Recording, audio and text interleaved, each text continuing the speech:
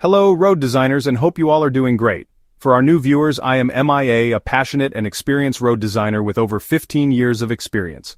Welcome to my channel, your ultimate destination for all this road geometric design.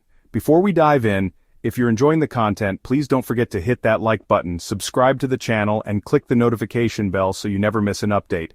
It really helps me out and ensures you're always in the loop. Thanks so much, and let's get into the video. In this video, we'll take an in-depth look at some crucial elements of roadway design. We'll explore the types of design vehicles, as well as how driver performance and human factors play a vital role in roadway design.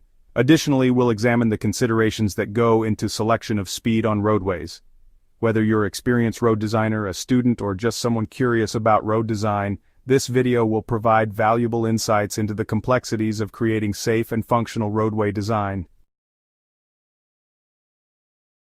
Let us start with understanding the design vehicles.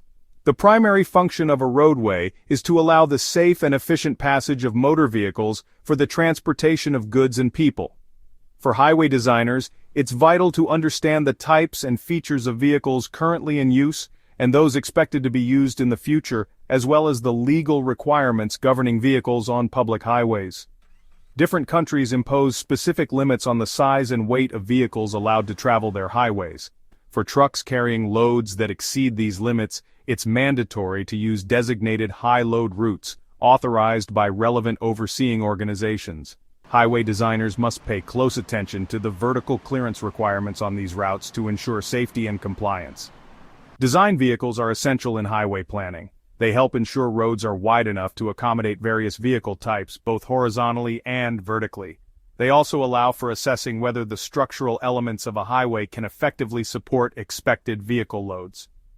Here's a brief summary of the typical design vehicles according to AASHTO standards. 1. Passenger cars for local residential areas. 2. The AASHTO S bus, a 10.91 m long, and city transit bus, 12.19 m long, is used as a design vehicle for school zones and bus routes. 3. Rigid trucks. Typical design vehicles include the AASHTO S U9, 9.14 m long 2-axle truck, and SU 12, 12.04 m long 3-axle truck. 4. Tractor semi-trailer combinations. This includes AASHTO WB12 and WB15 semi-trailers. 5. The AASHTO WB20 interstate semi-trailer, which are ideal for urban expressways and designated truck routes. Let's take a quick moment to talk about the difference between a design vehicle and a control vehicle. When designing a road, designers use a design vehicle to figure out the key features of the road, but designing with the occasional large truck in mind often leads to overly wide roads or turns that are too fast for regular cars, wasting space that could be used for more common road users. So, it's crucial to pick a design vehicle, the type of vehicle that regularly uses the street, and a control vehicle, one that only uses the street occasionally, to avoid over-designing. The design vehicle is the least maneuverable vehicle that usually uses a street or facility. Choosing this vehicle impacts the overall design of the street, especially the safety and comfort of everyone using it. For example, intersections and lane transitions are designed to work well for this vehicle.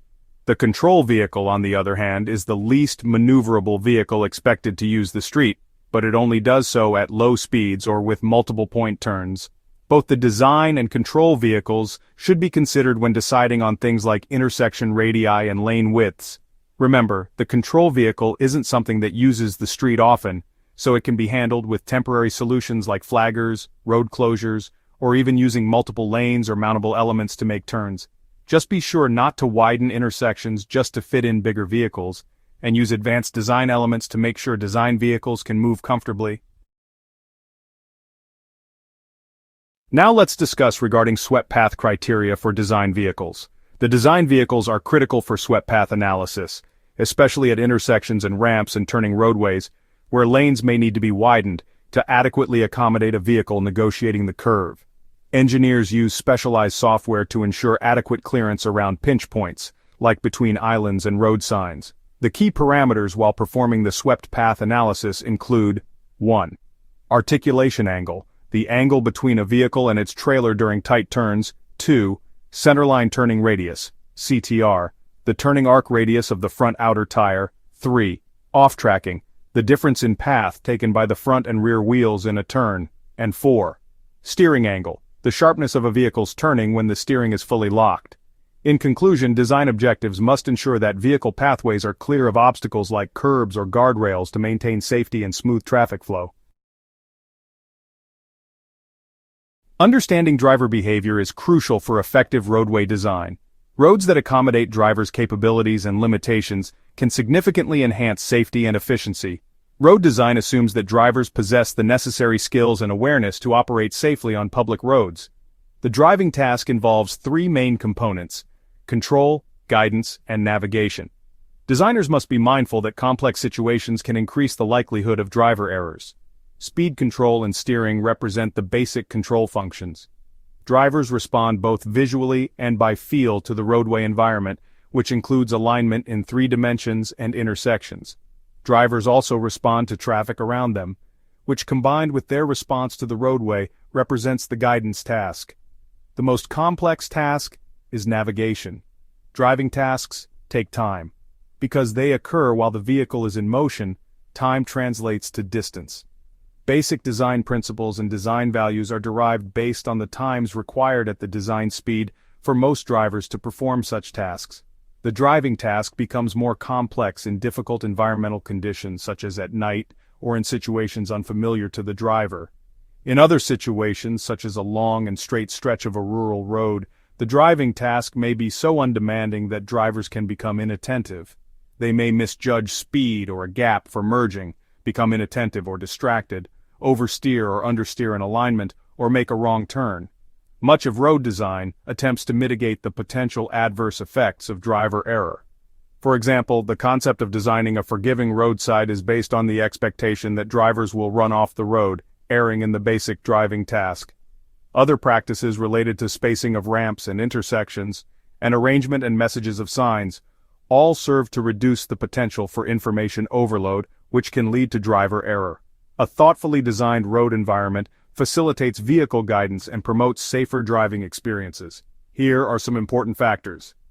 Road following, maintaining lane position and effectively navigating road alignments. Car following, adjusting speed based on the behavior of the vehicle ahead to ensure smooth traffic flow. Information handling, clear traffic signs and signals are essential for helping drivers navigate safely. And with that, this concludes our discussion on driver performance and human factors. As we near the end of our discussion, the last topic we'll be covering is road speed. Speed is an important aspect considered by travelers in assessing travel options. Drivers value time and seek to minimize travel times. Most drivers value roads that may be comfortably driven at higher speeds. The speed of vehicles on a road or highway depends, in addition to capabilities of the drivers in their vehicles, upon 5 general conditions: design characteristics of the highway, amount of roadside interference, weather, presence of other vehicles, speed limitations established either by law or by traffic control devices, design characteristics of any light rail system. Any of these conditions may govern travel speed, but actual travel speed on a facility usually reflects a combination of them. Any engineered facility used by the public should be designed to satisfy demand for service in an economical manner with efficient traffic operations and with low crash frequency and severity. Accommodating the speeds drivers desire should also be balanced against the safety of all users, including non-motorized road users. The presence of pedestrians on or along roads may limit or restrict vehicle speeds. Designers should recognize where this is a factor and make design decisions accordingly. Speeds vary throughout the day, largely based on the volume and composition of traffic on the road. On freeways and other similar facilities, high speeds are maintained, even as traffic density increases, until the traffic flow approaches the capacity, at which point traffic flow becomes unstable, and average speeds drop. On other road types with intersections and driveways, the effect of turning traffic and traffic control will be the dominant influencers on average speeds. Operating speed is the speed at which drivers are observed operating their vehicles under free-flow conditions. It is a measure of how drivers respond to the road environment absent influences of other traffic. Speeds are affected by traffic flows and increase as traffic volume decreases. One result of conducting speed surveys over a 24-hour period shows that the speeds increase at night. Design speed is the speed selected to determine the geometric parameters of the road design. The posted speed is directly related to the design speed. There are important differences between the design criteria applicable to different vehicle speeds. Because of these distinct differences, the definitions of high and low vehicle speeds will apply for both urban and rural areas. In selecting a design speed, the designer is setting the basis by which all of the basic elements, cross-section and alignment, will be established. The posted speed is the maximum speed limit applied to the road. Driving above the posted speed constitutes a traffic offense. For the various classifications of road, and the relationship between design speed versus posted speed is different. So, to wrap things up, in this video we've covered the key aspects of roadway design, including vehicle types, driver behavior, and speed considerations. Thanks for watching. If you have any thoughts or questions, drop them in the comments below. Your support helps us bring you even more exclusive content. I'll be rolling out even more exclusive content, including live Quanda sessions, interviews with industry experts. So, if you're as passionate about road design as I am, hit that subscribe button and join our growing community. Let's pave the way to better roads together. Thanks again for watching, and I'll see you in the next video.